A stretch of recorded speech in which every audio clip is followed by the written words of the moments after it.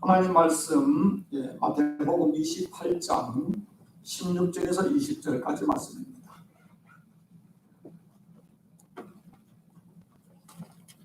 신약성경 52페이지 마태복음 28장 16절에서 20절까지 말씀 제가 공독하겠습니다. 11 제자가 갈릴리에 가서 예수께서 지시한 산에 이르러 예수를 배웠고 경배하나 아직도 의심하는 사람이 있더라.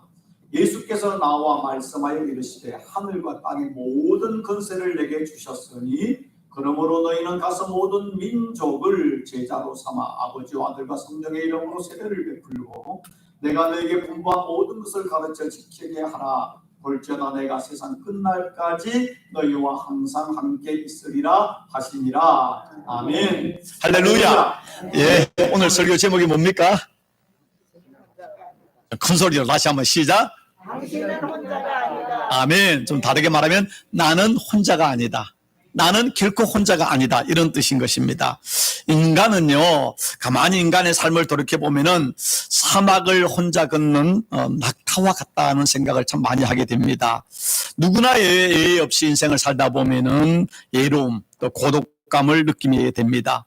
옛날 사회를 우리는 농경사회라 그러지 않습니까? 우리 어린 시절 농경사회였는데, 농경사회에는요, 온 마을 사람들이 이웃 사촌이었습니다. 그래서 아이들을 그냥 놔둬도 온 마을 사람들이 다 이렇게 돌봐주는 그런 사회였죠. 그런데 이제 지금은 전 세계가 인구가 한 75억 엄청나게 많이 불었습니다. 우리 어렸을 때부터 한 더블이 되었는데, 근데 이제 산업화가 되고 도시화가 되면서 전 세계 인구의 50% 이상이 도시에 집중한데, 도시의 그 면적은 지구의 한 1%뿐이 안 되는데 전 세계 인구가 50% 이상이 사는 그런 정말로 다닥다닥 혼잡하게 삽니다. 물론 이것은 좀 조그마한 시골 도시라서 덜하지만은 여러분 애틀란타만 가도 얼마나 복잡합니까? 제가 원래 캘리포니아 LA 애틀란타 더 큰 도시에 살다가 왔는데 그곳에 살 때는 몰랐는데 이제 이곳에 살다가 가끔 애틀란타만 올라가도 머리가 띵합니다. 너무나 복잡해가지고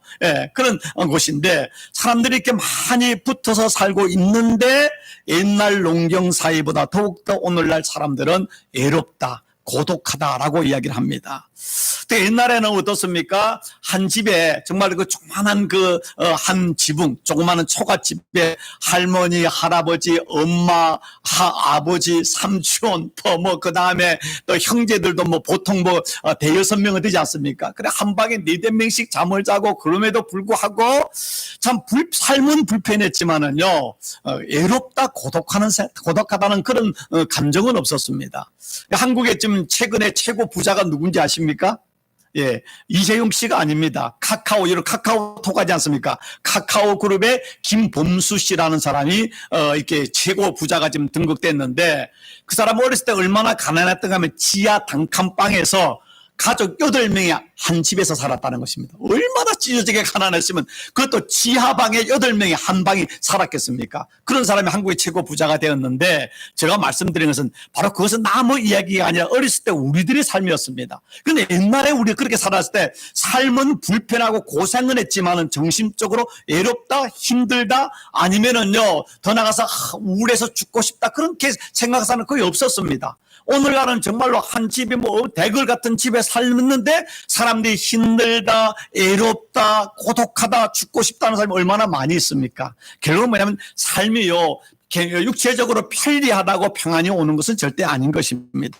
특별히 이제 옛날에 대가족에서 이제 소가족으로 갔다가 소가족이 뭡니까? 대가족은 할머니, 할아버지 3대가 살았는데 이제 소가족으로 하면서 아버지, 엄마 그 다음에 자녀들이 살다가 지금 어때? 핵가족 시대입니다. 어떻게 됩니까? 이제 부모는 부모대로 자녀는 자녀를 살아갑니다. 핵가족 시대인데 그래서 한국 같은 경우에도 지금 보면은 3가구당 1가구는 혼자 사는 1인 가정이라는 것입니다.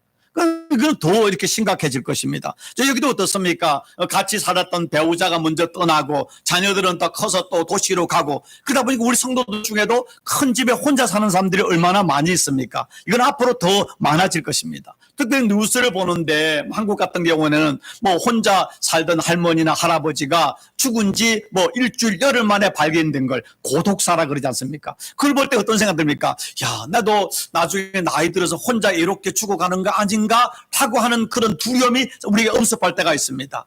여러분, 인생이라는 것은요, 인생의 애로움은요, 어두운 그림자와 같습니다. 특히 나이가 들고 몸이 연약해질수록 애로움에 대한, 고독에 대한 느낌들이 많지 않습니까? 영국에서요, 이런 장관이 있습니다. 영국에서 2018년에 만든데요, 새로운 장관이 만들어졌는데 그 장관이 뭐냐면 한국말로 하면 애로움 담당 장관이라는 게 생겼습니다. Minister for Loneliness. 애로운 사람들, 애로움에 대한 것을 전문하는 장관이 임명되었다니까요. 이 말은 무엇을 의미할까요? 애로움이라는, 현대인들의 애로움이라는 것은 단순히 개인적인 문제를 넘어서 사회적인 문제이고 또한 국가적인 심각한 문제가 되어가고 있다는 것입니다. 한국에서도 리서치 조사를 했는데 사람들에게 애로움을 거의 항상 매일 느낀다는 사람이 100명 중에 7명이었고 애로움을 자주 느낀다라는 사람들이 10%, 19%였고 애로움을 가끔 느낀다가 51%였습니다. 그럼 100명 중에 26명은 아주 애로움에 힘들어하는 겁니다. 그리고 77%가 애로움을 다 느끼고 있다는 것입니다. 아마도 애롭지 않다고 하는 사람들은 30대나 40대 이런 사람들 정신없이 이제 뭐 직장 생활하고 아니면 육아 때문에 힘든 사람들은 애로움을 느낄 겨를이 없어서 그럴지 모르지만은 50대, 60대는 누구나 예의 없이 애롭다, 고독하다 이런 삶을 살아갈 수밖에 없는 것입니다. 특별히 그렇지 않습니까? 이민의 삶을 사는 사람들은 더 그렇지 않습니까? 마치 우리들은 이 이민의 삶을 살면은요, 문화가 다르고 언어가 다르고 인종이 다른 이곳에 살면은요, 때로는 느낄 때면 사람들은 많이 있지만 마치 아무도 없는 무인도에 혼자 살아가는 것 같이 느낄 때가 우리 그런 느낌이 들 때 있지 않습니까? 그게 바로 우리의 고독감이고 애로움인 것입니다. 뭐 자녀들은 다 커서 나가버리고 또 같이 몇 명 되지 않은 친구였는데 친구들이 또 이렇게 다 이렇게 뭐 이렇게 먼저 세상을 떠나거나 아니면은 또 뭐 자녀를 따라서 은퇴해서 대도시 애틀란타 가면서 하나둘 떠나가 버리면은 가끔 생각할 때 그렇습니다. 야, 저렇게 떠나가면은 내가 죽을 때는 과연 내 장례식에는 누가 올까? 이런 생각도 들지 않습니까? 그러면서 순간적으로 야, 저 사람들 다 죽기 전에 떠나기 전에 내가 먼저 죽어야지. 그런 생각이 때론 들 때 있는 겁니다. 그래가지고 한국에 제일 오래 사신 분들 이야기하면은요, 자기 친구들은 이미 다 떠났다는 겁니다. 다 떠나고 이제 자기들의 그 김영석 교수 같은 경우는 104세인데 120입니까? 자기 친구들은 이미 다 떠나버리고 자기 집의 제자들도 이미 떠나기 시작했고 이제 심지어 자기 손자들도 떠나는 그 시대가 될 때니까 그러니까 내 장례식에 과연 내 친구들은 아무도 올 사람이 없는 거예요. 그게 바로 우리의 현실인 것입니다. 여러분, 옛날에 노래 중에 사랑의 종말, 그 차중락 씨가 부른 노래 기억하십니까? 예. 여러분 다 찬송가만 불러서 모르십니까? 예. 할렐루야. 그 노래 중에 여러분 이 가사는 알 겁니다. 애로워서 못 살겠어요. 하늘과 땅 사이에 나 혼자 사랑을 잊지 못해 애타는 마음. 대답 없는 메아리 허공에 지내. 꽃잎에 맺힌 사연 이루지 못해 그리움에 타는 마음 달래가며 이렇게 가슴 앓을 줄 몰랐어요. 애로워서 못 살겠어요. 저는 이 중간 가사는 기억이 안 나는데 이 애로워서 못 살겠어요. 이거는 기억나지 않아요? 애로워서 못 살겠어요. 그렇지 않습니까? 근데 이거는 그냥 어떤 가요라기보다는요, 어쩌면 오늘날 현대인들 모두가 아우성치는 나는 애로워서 죽고 싶습니다. 애로워서 나는 불행합니다. 나는 애로워서 나는 슬픕니다. 라고 말하는 현대인들의 아우성일지 모릅니다. 근데 이게 반대되게 한국의 유명한 시인 중에 정호승님이라는 분이 있는데 그분의 시 중에 애로우니까 사람이다라는 시가 있습니다. 예, 애로우니까 사람이다. 그 중에 몇 마디를 제가 이렇게 읽어드리면은 울지 마라. 애로우니까 사람이다. 살아간다는 것은 애로움을 견디는 일이다. 살아간다는 것은 애로움을 견디는 일이다. 그 중간에 보면 가끔은 하나님도 애로워서 눈물을 흘리신다 이렇게 얘기했어요. 예. 가끔은 하나님도 애로워서 눈물을 흘리신다. 여러분 살아있다는 것은 애로운 것입니다. 근데 중간에도요, 공연히 오지 않는 전화를 기다리지 마라. 그러지 않습니까? 하루 종일 누가 전화하지 않나? 누가 내 연락 오지 않나? 누가 날 찾아오지 않나? 찾아오지 않으면 애로워서 오늘은 불행하다라고 느낄 때가 많이 있다는 것입니다. 근데 애로움이란 이 감정은 누구나 피할 수 없어서 우리는 사람을 찾아가고 사람을 초대하고 또 파티를 하고 매일 음식을 먹지만은 그리 한다고 여러분 안에 있는 그 뻥 뚫린 애로움들이 해결되던가요? 그냥 만나서 희들이 웃었는데 또 그들이 떠나고 난 뒤에 헤어지고 난 뒤에 더 상대적 애로움과 어떤 내 마음에 어떤 고독감들이 물려올 때가 많이 있지 않습니까? 이 애로움은요, 사람들을 많이 만난다고 해결되는 게 아닙니다. 우리 그래서 이 말을 유명한 사회학자는 말을 군중 속에 고독을 느끼는 존재가 현대인이다라고 이야기하고 있습니다. 그렇다면 우리는 인생을 살면서 나이가 들면서 누구에게나 찾아오는 애로움, 고독감을 어떻게 극복할 수 있을까라는 걸 생각해 봐야 되는 것입니다. 자, 그런데 그 말씀을 오늘 저는 그 해답을 오늘 성경 본문인 마태복음 28장 16절에서 26절 말씀에서 찾으려고 합니다. 여러분, 이 말씀은 여러분 잘 아시는 것처럼 예수님께서 이제 부활하셔서 마지막 40일 동안 제자들과 같이 계시다가 승천하실 때 제자들과 120문도들 앞에서 이제 하늘로 올라갈 때에 마지막 제자들에게 했던 마지막 유언의 말씀인 것입니다. 근데 이 유언의 말씀에서 이 유언을 했을 때 우리는 예수님께서 이제 마지막 제자들에게 너희는 가서 모든 족속으로 제자를 삼아 아버지와 아들과 성령의 이름으로 세례를 주고 내가 내게 분부한 모든 걸 가르쳐 지키게 하라. 이 말씀, 이것은 예수님이 제자들에게 주신 교회에 주신 지상명령, 선교하라, 전도하라. 이것이 예수님의 유언이다라고 얘기합니다. 그러나 분명히 그래서 예수님의 유언 중에 하나이지만은 이 말씀을 가만히 보면은 그 지상명령, 그레이트 커맨드먼트보다 더 중요한 예수님의 유언의 핵심이 있습니다. 그 말씀이 뭔지 아십니까? 마지막 절에서 예수님께서 그 유언의 마지막 절에서 하는 말씀이 볼지어다 내가 세상 끝날까지 너희와 항상 함께 있으리라 하시니라.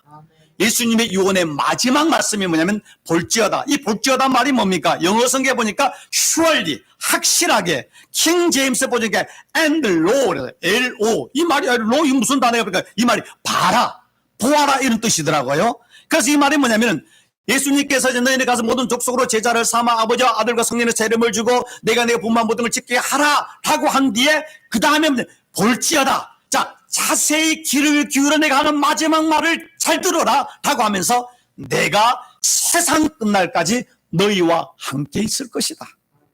예수님의 마지막 유언의 약속입니다. 내가 떠난다고 끝나는 것이 아니라 보혜사 성령을 너에게 보내주어서 세상 끝날까지 내가 너와 함께 할 테니까 외로워하지 말아라, 두려워하지 말아라, 염려하지 말아라, 담대하라, 희망을 가지고 살라는 것입니다.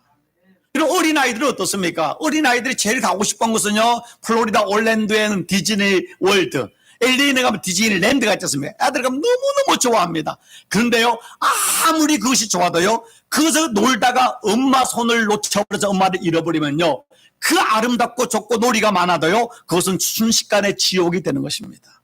인간은 세상의 궁전에 살고 아무리 마산의 진미를 많이 먹고 매일 파티를 하도 하나님이 나와 함께 하심, 온 우주 만물의 창조자시고 우리의 생명과 구원 되신 하나님이 나와 함께 하심을 알지 못한다면, 믿지 못한다면 그것은 지옥과 같은 삶을 사는 것입니다. 마치 어린아이가 엄마 없이 디즈니랜드를 헤매면서 울고 있는 것과 똑같은 것입니다.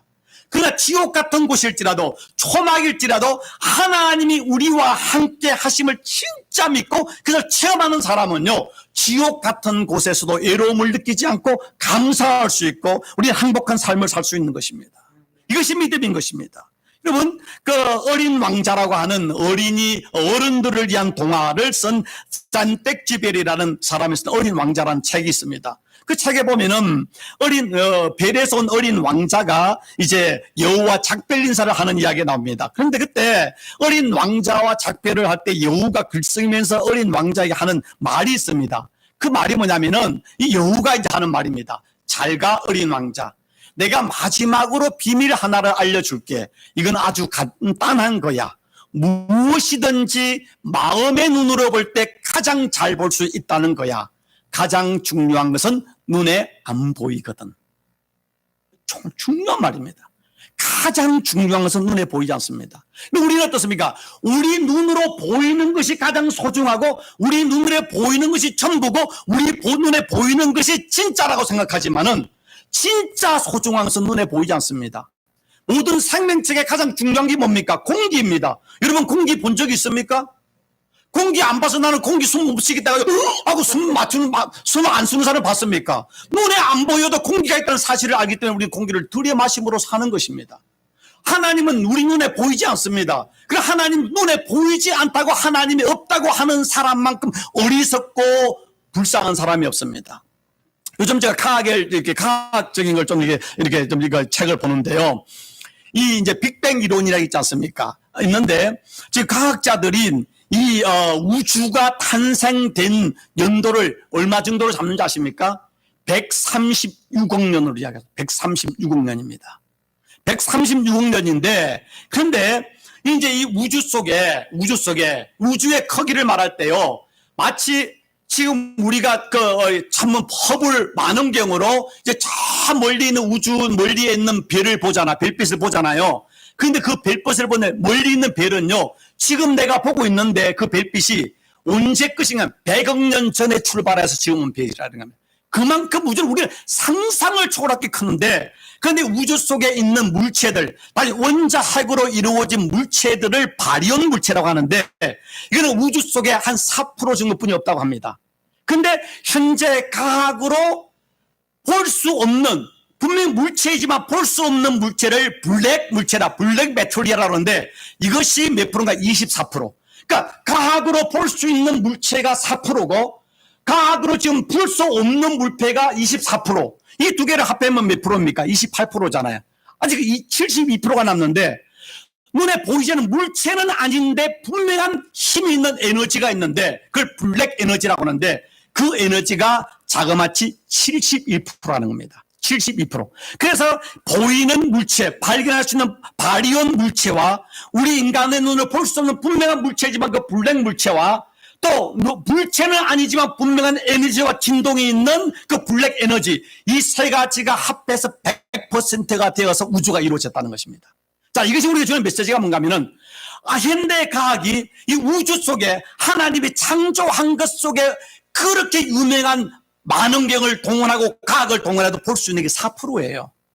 그런데 어떻게 우리 창조 물질 세계를 넘어서 있는 하나님이 우리 눈에 보이지 않다고 없다고 말하고 하나님이 나와 함께하지 않다는 것만큼 어리석고 교만하고 불쌍한 사람이 어디 있겠습니까? 그래서 분명히 사도 바울은 이야기했습니다. 로마서 1장 19절에 20절에 이는 하나님을 알만한 것이 그들 속에 보임이라. 우주 만물 창조 속에 자연 속에 보임이라. 하나님께서 이를 그들에게 보이셨느니라. 창세로부터 그의 하나님의 보이지 않은 것들, 곧 그의 하나님의 영원하신 능력과 신성이 그가 만드신 만물에 분명히 보여 알려졌나니 그러므로 그들이 핑계하지 못할 것이니라. 우리가 정직하게 겸손하게 또 너무 우주를 보기 전에도 우리가 자그마한 꽃 하나만이라도, 아니면 여러분의 그 길을 가다가 개미집이라도 자세히 우리가 돌아보면은요, 얼마나 신비하고 이것이 조물주의 섭리와 역사가 없이는 이루어지지 않았다는 사실을 우리가 정직하게 고백할 수밖에 없는 것입니다. 그러나 인간은 자기가 주인이 돼야 되니까, 내가 조물주가 되기 때문에 자기가 주인 되려고 하다 보니까 하나님의 창조를 억지로 부정하려고 그것을 거부하려고 하는 것이 인간의 교만이고 죄인 것입니다. 믿음이 무엇입니까? 믿음이라는 것은요, 첫 번째 하나님의 존재를 믿는 겁니다. 두 번째 예수 그리스도를 통해서 우리 죄를 용서하신 구원함을 믿는 것이고, 세 번째는 하나님이 항상 우리와 함께 하심을 믿는 것입니다. 많은 교회에 나오는 사람이 하나님을 믿습니다. 예수님이 나의 죄를 용서해 주심을 믿습니다. 그런데 하나님이 눈에 보이지 않는다고 죽어서 천국에 가서 하나님과 같이 있는 걸 믿고 이 땅에서 지금 나와 함께 하시는 그 하나님을 믿지 못하는 사람이 얼마나 많은지 모릅니다. 그런 불행한 삶을 사는 것입니다. 성경에 보면은요, 하나님께서 부르신 많은 성도들을 향해서 끊임없이 나오는 단어가 뭔가 하면은, 내가 너와 함께 있어, 내가 너와 함께 하리라, 너와 함께 있을 것임이라, 그와 함께 계셔, 너와 함께 있어, 우리와 함께 계시다, 너희와 함께 있으리라, 이런 말이 계속 나오고 있습니다. 뭡니까? 하나님은 계속해서 내가 너와 함께 할 것이다, 내가 너와 함께 하고 있다라는 것을 이야기하고 있습니다. 이 말을 다르게 하면 하나님 우리와 함께 하심으로 항상 우리를 보호하시고 우리를 인도하시고 우리를 승리케 하시고 우리에게 복을 주시는 하나님이시죠. 이 하나님의 성경에 나온 수많은 사람들이 있지만은 그 중에 우리가 몇 사람을 보면은 야곱 야곱은요 얼마나 사기꾼이고 거짓말쟁이고 좀 뭐 잠버리 굴리는 잠버리의 대왕이었잖아요. 근데 그가 아버지를 속이고 형의 장자권을 빼앗아가지고 형 에서가 자기를 죽일까봐 복수할까봐 두려워서 그 라반의 외삼촌 집으로 도망갈 때에 베델이라고 하는 강야 정말 그곳에 돌베개를 베고 그 짐승들의 소리를 듣면 두려울 때에 그때 그가 들었던 하나님의 말씀이 뭡니까? 내가 너와 함께 있어. 네가 어디로 가든지 너를 지키며 너를 이끌어 이 땅으로 돌아오게 할지라. 내가 네게 허락한 것을 다 이루기까지 너를 떠나지 아니하리라 하신지라. 여러분, 야곱이 뭔가 도덕적으로 아니면 영적으로 그렇게 거룩하고 뭐 대단하고 정직해서가 아니라 하나님이 사랑하시니까 네가 지금 도망자로 도망갈지라도 내가 너를 떠나지 않고 내가 너와 함께 하리라고 이야기하고 있지 않습니까? 그렇기 때문에 갔는데 자기보다 더 머리를 굴리는 그 외삼촌을 라반에게 가서도 21년 동안 살면서도요 당당하게 살다가 금이 환영을 하잖아요. 야곱이 잘해서 그렇습니까? 아니죠. 그가 베델에서 만난 하나님의 그 말씀, 하나님이 나와 함께 하리라는 그 믿음을 붙잡고 살았기 때문에 그는 절망하지 않고 그는 금이 환영을 할 수 있는 놀라운 은혜를 가지는 것입니다. 여러분, 아메리칸 드림을 찾아 이영만이 미국에 와 살아가고 있습니다. 여러분, 지금 여러분이 사는 삶은요, 여러분이 어린 시절에 한국에서 상상도 못하는 삶을 살지 않습니까? 여러분 집에 차가 2대, 3대 있고 여러분 사는데 어떤 사람 혼자 사는데 방이 3개, 4개짜리 뭐 대굴 같은 집에 살지 않습니까? 100년, 150년 한국의 왕, 조선시대 왕보다 훨씬 여러분은 잘 사는 거예요, 지금요. 옛날에 왕이 에어컨이 어디 있고 냉장고가 어디 있었습니까? 전기가 어디 있고 선풍기가 어디 있었습니까? 여러분 얼마나 지금 행복하게 사는지 아십니까? 여러분 먹는 거 산의 진민법, 뭐 계절을 총괄 저 생길 다 먹지 않습니까? 여러분 왜 운동합니까? 너무 먹어서 살이 쪄가지고 살 빼려고 운동하지 않습니까? 옛날에는 먹어서 살찌려고 하는 너무 살쪄서 문제가 되는 시대를 살아가고 있습니다. 그런데 우리는요 모두가 애롭다 힘들다고 이야기하고 있습니다. 여러분 왜 그렇습니까? 하나님이 나와 함께 하심을 모르면은요 대궐 같은 집에 살고요 좋은 차를 타고요 산의 진미를 먹어도 우리는 불행할 수밖에 없습니다. 하루로 절망 수밖에 살 수 없는 것입니다. 두 번째 우리는 모세를 보겠습니다. 모세는 40대까지 왕자로서 애굽의 왕자로서 부귀영화를 누렸지만은 하나님의 백성들을 자기 민족들을 구원하겠다고 나섰다가요 살인자가 되어 도망자로서 미디안 강자 40년 동안 대릴 사이로 묵동생활을 했습니다. 그런데 하나님께서 80살 되어서 더 이상 아무 희망이 없는 그 모세를 만나서 그에게 하는 말씀이 뭡니까? 하나님이 가라사대 내가 정녕 너와 함께 있으리라. 네가 백성을 애굽에서 인도하여 낸 후에 너희가 이 산에서 하나님을 섬기리니 이것이 내가 너를 보낸 증거라. 하나님께서 그 당시 최고의 강대국 애굽의 바로 왕을 무뜨리게끔 하나님께서 그 80살 그 목동이었던 모든 걸 포기하고 절망격상했던 그 모세에게 말해요. 정녕 내가 너와 함께 있어. 저 대제국 그 애굽의 바로를 무너뜨리고 하나님의 구원을 일으키리라고 말씀하고 있는 것입니다. 여러분 그리고 모세가 죽고 난 뒤에 후기자였던 여호수아 그에게 하나님께서 뭐라고 이야기했습니까? 너의 평생에 너를 능히 당할 자가 없으리라. 내가 모세와 함께 있었던 것 같이 너와 함께 있을 것이라. 내가 너를 떠나지 아니하며 버리지 아니하리니. 이렇게 말씀할 때 이거는 여호수아에게 한 말이다. 이거는 성경 말씀이에요. 이 말씀을 듣는 순간에 성령의 감동하심을 따라서 하나님이 내게 주시는 말씀이라. 하나님이 나와 함께하고 하나님을 떠나지 아니하리라고 말씀으로 그 말씀을 새기면 그게 뭡니까? 믿음이고 그 말씀을 내마가 되는 거죠. 그럴 때 그 말씀에 능력이 있는 거예요. 그래 안 하면 그냥 성경 말씀이에요. 오늘 이 말씀을 읽을 때에 말씀을 들을 때 하나님이 주시는 여러분에게 주시는 말씀으로 그 말씀을 받으시기를 주의 이름으로 축원합니다. 하나님 말씀이 하나님 우리와 함께 하심을 믿을 때는요 나이를 초월하고 환경을 초월하고 우리 능력을 초월한 하나님의 초월적 역사가 일어나는 것입니다. 모세를 80살에 불러서 할 때 그게 우리 주는 메시지가 뭡니까? 인생은 80부터구나. 아직도 멀었네. 아직도 모르는데 그래야지. 나이가 60 넘고 70 됐다고 이제는 끝났다. 이제 내 인생 끝났다. 죽으려면 기다렸다. 이거는 믿음이 아니에요. 내 나이가 어때서 사랑하기에 딱 좋은 나이죠. 누구를? 주님을 사랑하기를.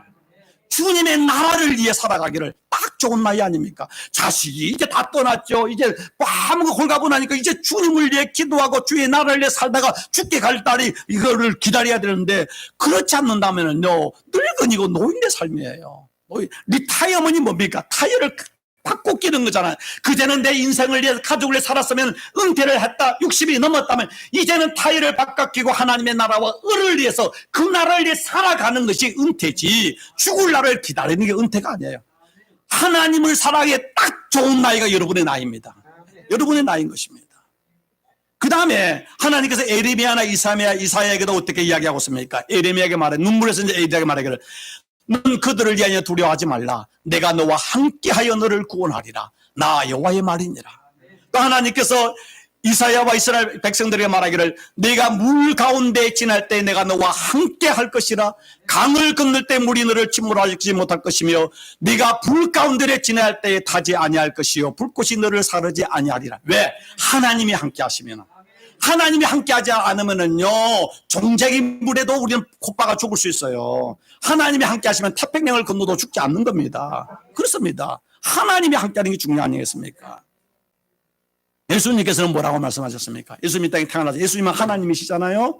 예수님은요 모세에게 하나님이 나타났을 때 모세가 하나님 이스라엘 백성들이 하나님 이름이 뭐라고 하면 뭐라고 부르겠습니까? 그러니까 하나님 뭐랬습니까? 나는 스스로 있는 자이다. 이 말이 무슨 말인지 아십니까? 여러 의미 영적 의미가 있지만은 그 말은 내 이름은 하나님은 이 세상의 어떤 언어와 어떤 단어로 말할 수 없는 분이다. 표현할 수 없고 왜 우리가 어떤 단어로 말하면 그 단어에 우리가 기속되는데 세상의 모든 아름다운 단어, 이대한 단어를 다 총동원해도 하나님의 이름을 정의할 수 있고 하나님의 이름을 구중할 수 있는 게 아무것도 없는 겁니다. 이게 얼마나 신비롭습니까? 세상의 모든 다른 종교는 신들의 그 신의 이름이 있습니다. 근데 이 하나님의 제2이신 성자 예수님이 이 땅에 오실 때에 성부, 성자, 성령 하나님께서 고민하는 겁니다. 이 인간으로 예수님이 오시는데 인간으로 오면 이름이 있어야 되잖아요. 고민하다가 하나님 전지하신 하나님도 고민해가지고 천사들을 통해 세상에 보내가지고 세상에 제일 좋은 단어가 뭐냐 다 물어보기도 하고 또 이렇게 서로 막 했는데 그리고 최종 결론이 뭡니까? 하나님의 이름을 목동들에게 보여줬는데 그 이름은 임마누엘. 뭡니까? 임마누라는 것은 우리들과 함께 있다는 뜻이고 엘 하면 하나님입니다. 하나님은 우리와 함께 계신다. 하나님이 고민하되 예수님이 땅에 오실 때에 예수님의 이름을 뭐라고 했는가 하면 임마누엘 우리와 함께 하시는 하나님이다라고 이야기했습니다. 예수님이 땅에 오셔서 가난한 자들, 핍박받는 자들, 비천한 자들 그들과 함께 계시고 그들 눈물을 닦아주시고 치료하시고 먹을 걸 주시고 십자가에 죽으시고 부활하시고 우리의 구주가 되셨습니다. 그래서 예수님 십자가에 또 하늘로 승천하신 후에 이 땅에 보이사 성령을 보내주셔서 우리와 함께 하십니다. 그런데 데살로니가전서 4장에는 사도 바울이 말하기를 주께서 호령과 천사장의 소리와 하나님의 나팔로 친히 강림하시리니 그리스도 안에서 죽은 자들이 먼저 일어나고 그 후에 우리가 살아남은 자도 저희와 함께 구름 속으로 끌려 올려 공중에서 주를 영접하시리니 그리하여 우리가 항상 어떻게 한다고? 주와 함께 있으리라. 영원토록 우리가 부활하셔서 하나님과 함께 천국에서 영원토록 함께하는 그날이 있을 것이다 라고 성경은 이야기하고 있는 것입니다. 사랑하는 성도 여러분, 주의 재림을 하서요 우리와 함께 부활하면은요 영원토록 영생 복락을 누리게 되는 것입니다. 그런데 우리는 이 땅을 살면서 주님께서 말씀하시기를 하나님의 나라가 언제 어떻게 임합니까? 예수님께서 말씀하시기를 하나님의 나라는 이미 너희 가운데 임하였느니라. 예수님을 영접하는 자는 우리 안에 하나님의 성령이 거하심으로 인하여 하나님이 우리와 함께 하십니다. 언제까지? 주께서 약속하시면 세상 끝날까지 항상 언제 어떤 상황에도 너와 함께 하시리라. 이게 하나님의 약속인 것입니다. 제가 아까 말씀한 것처럼 공기는 눈에 보이지 않지만은 우리가 공기가 있다는 사실을 믿고 호흡하면 공기가 들어오는데 이곳은 공기가 보이지 않아? 공기가 없나 봐. 호흡하지 않으면 1분 내로 죽어요.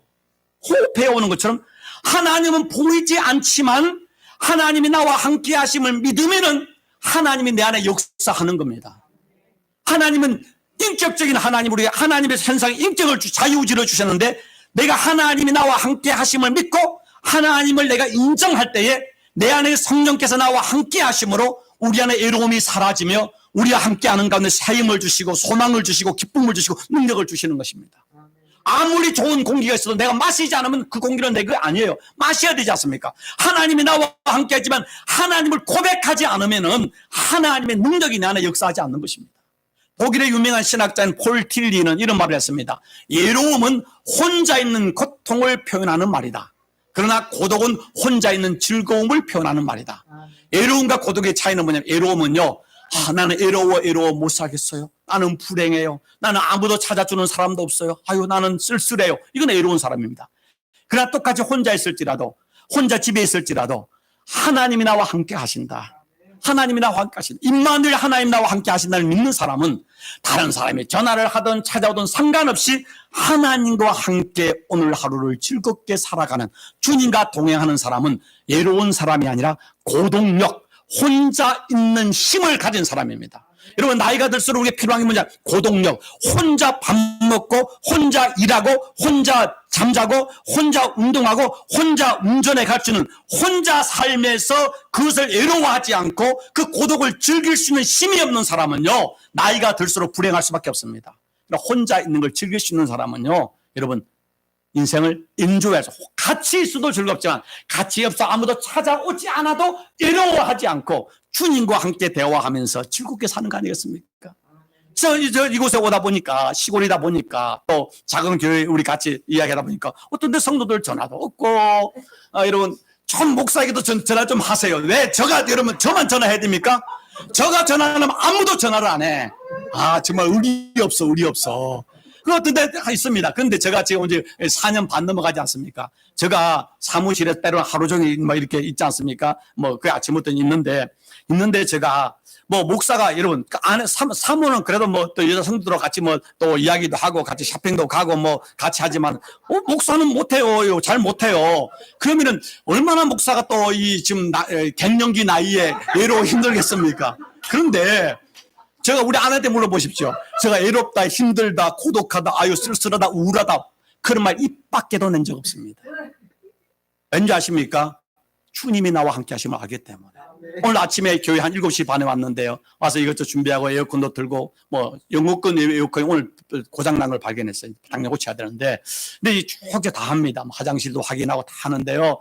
여러분, 그냥 올 때 다 그냥 있는 것 같지만 제가 와서 이것저것 다 보고 또 밖에는 배럴이 다 갈아가지고 또 이 온도 체크하는 거 다 그런 것도 다 보는데요. 제가 이게, 그건 목사이기 전에 모습입니다. 예? 그래 하는데, 제가 그래 하는데 주중에나 또 아침에 딱 해서 저 앞에 딱 테이블 위에 가면 북셰프 위에 예수님의 상이 조각 있는데 예수님과 제가 대화를 하는 겁니다. 나 같은 사람을 이렇게 목사 삼으시고 오늘도 주의 말씀을 전하게 하시면 감사합니다. 예수님 보고 막 제 혼자 때로는 재롱을 부리고 춤도 춰요. 혼자요. 예수님께. 그러면서 또 눈을 감고 내 자신의 인생을 놓고 기도하면은요, 내 안에 뭔가 탁 밀려오는 기쁨과 뭔가 내 안에 능력들, 에너지를 걔가 느끼지 않습니까? 여러분, 사실 저 나이가 되면은 어떤 많은 목사들이 그래요. 친구 목사들이 보면은 뭐 큰 대도시에 하다가 초도시에 갔다가 도저히 외로워서 내 목회 못하다가 때려치고 LA로 오는 사람도 있어요. 근데 저는 도리어 이곳에 와가지고 원래 저 성격은 아주 액티브하고 애향적인데 이곳에 전혀 그러지 않는데 외롭다 힘들다 그런 말 안 하는 이유가 뭔지 아십니까? 내 안에 하나님이 있으니까. 하나님이 나의 좋은 친구잖아요. 하나님이 나와 함께 하시잖아요. 그러니까 외롭다 하지 않아요. 외롭지 않아요. 제가 이렇게 하니까 아내가 때로는 외롭다 해야 남편이 아내의 존재를 아는데 전혀 안 하니까 아내가 쓸쓸할 수도 있게 좀 한편으로 아주 서운할 수도 있겠죠. 기억하십시오. 여러분의 남편이, 여러분의 아내가, 여러분의 자식이 여러분 안에 있는 그 외로움을, 여러분의 고독을 모두 해결해 주지 않습니다. 그걸 이해하고 해결해 주시고 여러분의 힘을 주고 여러분의 소망을 주고 기쁨을 줄 수 있는 자는 누군가면 오직 우리의 참 친구 되신 예수 그리스도 외에는 없습니다. 그 주님이 마지막 이 땅에서 하늘로 승천할 때 얼마나 하고 싶은 말이 많겠습니까? 그 유언의 마지막 말이 볼지어다 내가 세상 끝날까지 항상 너희와 함께 하리라. 하나님의 약속입니다. 하나님의 언약입니다. 우리가 하나님을 떠난다 한들, 우리가 개판을 친다 한들 하나님은 여전히 우리를 떠나지 않고 바로 우리 곁에, 우리 안에서 우리의 친구로 우리와 함께 하신다는 사실을 믿는다면 이민의 삶이 내가 나이가 들었다고 연약하다고 나는 외롭다, 외로워 못 살겠어가 아니라 나는 예수님 때문에 살고 싶어요. 예수님 때문에 살맛이 나요. 할렐루야 하면 하지 않겠습니까? 믿음은 하나님이 지금 나와 함께 하심을 고백하는 겁니다. 지금 나와 함께 하심을 느끼는 것입니다. 지금 나와 함께 하심을 내가 아는 것입니다. 그럴 때 우리의 애로움의 밤이 물러가고 희망의 새벽이 찾아오고 우리의 삶에 새벽을 깨우는 놀라운 기적과 능력들이 나타나는 것입니다. 하나님과 함께 주님의 나라가는 그날까지 동행하며 임마누엘 하나님으로 인하여 애로움아 물러가라, 고도가 물러가라, 하나님으로 감사와 기쁨이 넘치는 축제의 삶을 사는 성도들이 되기를 주의 이름으로 축원합니다. 기도하겠습니다. 좋으신 하나님 감사합니다. 모든 인간은 하나님을 떠남으로 인하여서 애로움과 고독 속에 쓸쓸하게 불행한 삶을 살아갑니다.